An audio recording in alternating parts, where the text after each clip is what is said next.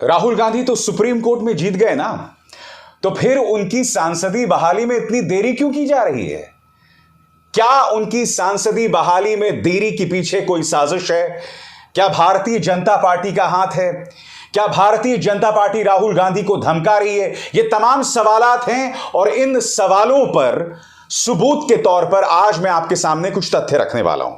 सबसे पहले मैं आपको बतलाना चाहूंगा कि कांग्रेस के लोकसभा में लीडर अधीर रंजन चौधरी ने लोकसभा के स्पीकर ओम बिरला से बात की।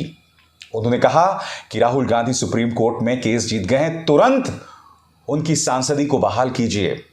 मगर देखिए वो क्या कह रहे हैं दोस्तों। एक तरह से वो ये कह रहे हैं कि मुझे फुटबॉल की तरह इधर से उधर फेंका जा रहा है, मगर कोई सीधे से सवाल का जवाब देने को तैयार नहीं है। सुनिए अधीर रंजन चौधरी क्या कह रहे हैं। राहुल गांधी जी की सदन में वापसी करने हेतु कुछ कोर्ट की जो कागजात है, जो डॉक्यूमेंट है, आपको पास वहां सौंपना चाहते हैं। हमारा चिट्ठी भी आपको देना चाहते हैं, तो आप मुझे इजाजत दे कि आपको घर जाए। तो स्पीकर साहब ने मुझे सलाह दिए थे कि आज नहीं, मैं कल आपसे बात करेंगे, कल आप मुझे फोन करो। मैं स्पीकर साहब की सलाह के मुताबिक आज सुबह जब स्पीकर साहब को फोन पे बात किए थे, तो स्पीकर साहब ने मुझे ये नसीहत दी कि आप सेक्रेटरी जनरल से बात करके उनकी दफ्तर में ही ये सारे कागजात सौंप दीजिए। मैं सेक्रेटरी जनरल को फोन की। सेक्रेटरी जनरल की तर्क ये है कि आज तो मेरा दफ्तर बंद है, तो मैंने कहा कि ये चिट्ठी मैं आपको दूं या स्पीकर साहब को? तो सेक्रेटरी जनरल कहते हैं कि स्पीकर साहब को ही दे दीजिए और स्पीकर साहब की दफ्तर होते हुए मेरे पास आ जाएंगे। तो मैंने कहा कि आप एक काम कीजिए, कम से कम रिसीव तो करा लो। तो कहते कि छुट्टी का दिन है। मैं छुट्टी का दिन है तो क्या है, वही अगर इमरजेंसी कामकाज की सवाल पैदा होते तो सदन में चिट्ठी रिसीव करने का तो जरूर व्यवस्था होना चाहिए। कहते कि हाँ वो व्यवस्था है, डाक व्यवस्था है, आप डाक में किसी व्यक्ति को भेज दीजिए, मैं डाक को कह देते हैं कि आपको चिट्ठी रिसीव करने के लिए। तो उसी के तहत मैं डाक वाले के पास भेज दिया। अंडर सेक्रेटरी थे सदन में, उन्होंने हमारा जो चिट्ठी उसमें सिग्नेचर तो करी, लेकिन वो सील छप्पा कुछ नहीं दी। तो मैं एक की बाद एक आप लोगों को सारे हमारे जो पास कागजात है सारे दिखाते रहूंगा। हमारा सदन चले और सदन में राहुल गांधी जी वापस आए। इस बीच खबर यह आ रही है कि अगर सोमवार तक राहुल गांधी की सांसदी बहाल नहीं हुई तो कांग्रेस सुप्रीम कोर्ट का दरवाजा फिर से खटखटा सकती है। आपके स्क्रीन पर जयराम रमेश का बयान। 23 मार्च को सूरत सेशंस कोर्ट ने राहुल गांधी को दोषी करार दिया था।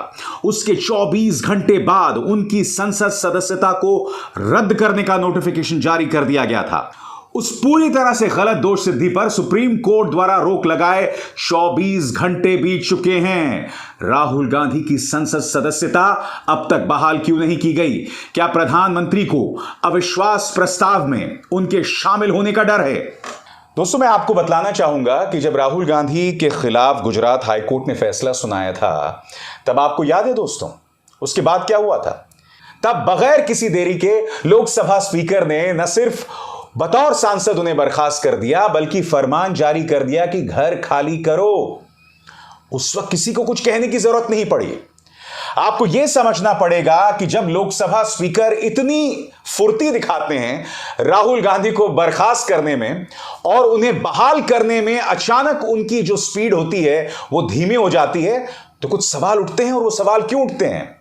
क्योंकि आपको समझना पड़ेगा कि राहुल गांधी के खिलाफ ये जो आपराधिक मानहानि का मामला आया था, उसमें तेजी कब आई थी? जब राहुल गांधी ने संसद के अंदर अडानी की बखिया उधेड़ी थी। जब प्रधानमंत्री नरेंद्र मोदी और अडानी के रिश्तों पर सवाल किया था। उस वक्त याद कीजिएगा दोस्तों, लोकसभा स्पीकर ओम बिरला ने राहुल गांधी के भाषण को एक नहीं दो नहीं करीब 17 जगहों से नोचा था।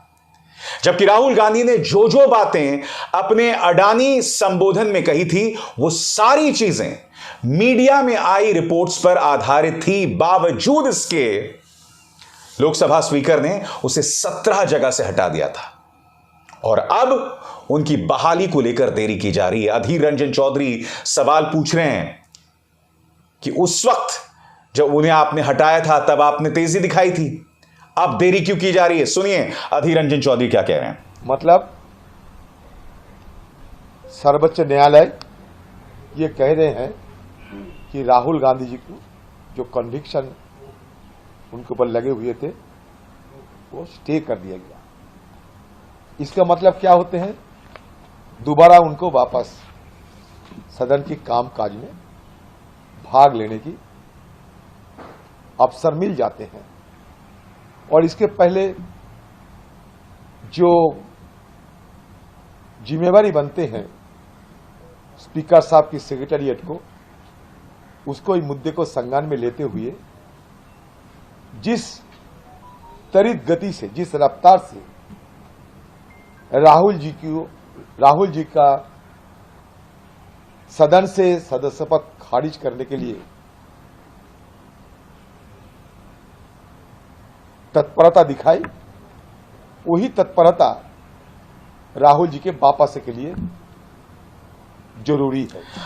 और दूसरी तरफ मैं आपको बतलाना चाहूंगा कि भारतीय जनता पार्टी के झूठ तंत्र आईटी सेल का मुखिया, जो अक्सर वाहियात बयान देते हुए पाया जाता है, कई बार झूठ बोलते हुए पकड़ा गया है, राहुल गांधी को धमका रहा है। और कुछ दिनों पहले आपको याद होगा कि जो पत्रकार सत्ता से सवाल करते हैं उन्हें भी धमका रहा था, उनके भी परमानेंट इलाज की बात कर रहा था। क्या कह रहा है अमित मालवीय आपकी स्क्रीन पर? बकरे की अम्मा कब तक खैर मनाएगी? राहुल गांधी ये मामला जीत गए होंगे, मगर कई ऐसे मामले रहे हैं जब सुप्रीम कोर्ट ने उन्हें लताड़ लगाई है। आगे वो ये भी कहते हैं राहुल गांधी के खिलाफ कई आपराधिक मानहानि के मामले जो हैं वो लंबित हैं। यही नहीं, वीर सावरकर की तौहीन को लेकर भी उनके खिलाफ केस है। फिर वो कहते हैं कि नेशनल हेराल्ड मामले में सोनिया गांधी और वो बेल पर हैं, और साथ ही वो लालू प्रसाद यादव और जयललिता का जिक्र करते हैं कि किस तरह से उन्हें बर्खास्त कर दिया गया था और वो चुनाव नहीं लड़ पाए। मैं फिर आपसे सवाल पूछना चाहता हूं, एक तरफ राहुल गांधी की सांसदीय बहाली में देरी, ऊपर से ये आदमी जो राहुल गांधी पर झूठ बोलते हुए कई बार पकड़ा गया है, अब धमका रहा है। जब ये तमाम चीजें मिला दी जाती हैं तो कहीं ना कहीं भारत की जो संसदीय प्रणाली है ना, उसकी निष्पक्षता पर सवाल उठना जरूरी है। यह सवाल उठाया जाने लगता है कि क्या इस मामले में निष्पक्षता की जा रही है? मैं आपको याद दिलाना चाहूंगा दोस्तों, कल भारतीय जनता पार्टी के सांसद माननीय रिंकिया के पापा यानी मनोज तिवारी ने पत्रकारों के सामने एक झूठ बोला था। उन्होंने एक बयान में कहा था, एएनआई को दिए गए एक इंटरव्यू में कहा था कि राहुल गांधी जो हैं उन्होंने सुप्रीम कोर्ट के सामने माफी मांगी। जबकि पूरा खेला क्या था? पूरा खेला ही तो यही था कि राहुल गांधी को यह जीत मिली बगैर माफी मांगे। फिर भी मनोज तिवारी जो हैं झूठ बोल रहे हैं।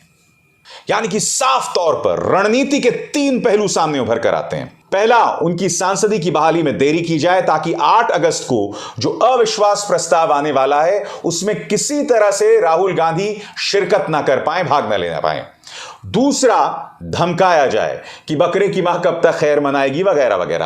और तीसरा, इस पूरे मामले के बारे में अपने व्हाट्सएप यूनिवर्सिटी के जरिए झूठ बोला जाए।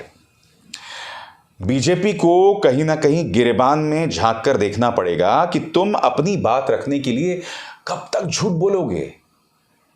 और अब यह अमित मालवीय कुछ दिनों पहले सत्ता से सवाल करने वाले यूट्यूबर्स को धमका रहा था। हालांकि इसे नहीं भूलना चाहिए कि कुछ दिनों पहले करीब 50 यूट्यूबर्स से पीयूष गोयल ने मुलाकात की थी। ये कोई बियर बाइसेप्स जो है, इसने मोदी सरकार के तमाम मंत्रियों का लगभग इंटरव्यू कर रहा था और हर इंटरव्यू में नतमस्तक होकर चमन चाटुकारिता कर रहा था। भाई यूट्यूबर्स के सहारे तो आप हैं। और क्यों हो तुम यूट्यूबर्स के सहारे? यूट्यूबर्स के सहारे तुम इसलिए हो अमित मालवीय, क्योंकि तुम जानते हो कि गोदी मीडिया जिस तरह से जहर उगलती रही, जिस तरह से भाजपा की चाटुकारिता करती रही, उनकी विश्वसनीयता खत्म हो गई है। अब उन्हें तो तुमने बर्बाद कर दिया, अब तुम यूट्यूबर्स के सहारे आ गए हो। और आज की तारीख में जो यूट्यूबर्स इनकी सेवा करेंगे, उनका भी हश्र वही होने वाला है जो गोदी मीडिया का हुआ है। और सबसे बड़ी बात मैं ये पूछना चाहता हूं, जब तुम ये कहते हो कि कुछ वरिष्ठ पत्रकार जो हैं अब वो बेचारे यूट्यूबर्स बनकर रह गए, अगर उनकी बात में इतनी दम नहीं है, अगर मेरे जैसे पत्रकार या रवीश जो बात कहते हैं उनकी बात में बिल्कुल भी दम नहीं है, तो परवाह काहे करते हो भैया? मुद्दा यह है कि जो सवाल अभिसार शर्मा पूछता है, नींव हिल जाती है तुम्हारी। समझे भाजपा के चाटुकार? मैं आपको बतलाना चाहता हूं ये किस तरह से कुछ दिनों पहले धमका रहा था। सड़क पर पत्थर फेंकने वालों के साथ साथ वैचारिक पत्थरबाजों का भी परमानेंट इलाज जरूरी है। आज मीडिया का एक धड़ा है जो अपनी विकृत पत्रकारिता के चलते यूट्यूब तक सीमित रह गया है। वो कुंठित समूह पारंपरिक मीडिया के अपने पूर्व सहयोगियों को गोदी मीडिया कहकर पुकारता है। ये वही लोग हैं जो एक समय अपनी चुनिंदा सरकार की गोद में बैठकर पत्रकारिता के नाम पर दलाली करते थे, एक ही विचारधारा पर उठते थे। इस दौर के सफल पत्रकारों पर गोदी मीडिया का लेबल लगाना अपनी लाचारी को पत्रकारिता के नकाब में छुपाने का विफल प्रयास है। मैं बताना चाहता हूं कि जिन्हें तुम महान पत्रकार कह रहे हो ना, 2014 से पहले वो 100 करोड़ की वसूली करते हुए कथित तौर पर पकड़े गए थे, जिसके चलते उन्हें तिहाड़ जेल जाना पड़ा था। ये वो पत्रकार हैं। और 2014 से पहले चाहे मैं हूं, चाहे रवीश हो, क्योंकि जब तुम गोदी मीडिया का जिक्र कर रहे हो तो ये गोदी मीडिया शब्दावली है, इसका इजाद रवीश ने किया था। जिस रवीश पर तुम निशाना साध रहे हो, मैं आपको बता दूं, रवीश अगर एक ब्रांड है, रवीश को अगर एक बेहतरीन पत्रकार माना जाता है, तो इसलिए भी कि 2014 से पहले मेरी ही तरह रवीश ने भी उस वक्त की सत्ता से सवाल किया था। तुम लोगों की दिक्कत क्या है? जब कांग्रेस की सरकार हुआ करती थी तो कांग्रेस को इस बात पर इतनी आपत्ति नहीं थी कि पत्रकार उनसे कठिन सवाल पूछें। भाजपा की दिक्कत 2014 के बाद यह है कि सारे पत्रकार मोदी जी के सामने नतमस्तक हो जाएं और इससे देश की जनता को प्रचार तंत्र के जरिए यह आभास कराया जाए, क्योंकि सभी पत्रकार मोदी जी की तारीफ कर रहे हैं, इसलिए मोदी जी कितने महान हैं। आज जो मैं काम कर रहा हूं, मैं वही काम कर रहा हूं जो 2014 से पहले किया करता था। आज जो मैं किसी न्यूज चैनल में नहीं हूं, तो मुझे उस नफरती मीडिया का हिस्सा भी नहीं होना है। मैं यूट्यूब, फेसबुक, ट्विटर के जरिए अपनी बात कहता हूं, दमदार तरीके से कहता हूं और आगे भी कहता रहूंगा। तुझको मिर्ची लगी तो मैं क्या करूं। मालपुआ। अभिसार शर्मा को दीजिए इजाजत। नमस्कार।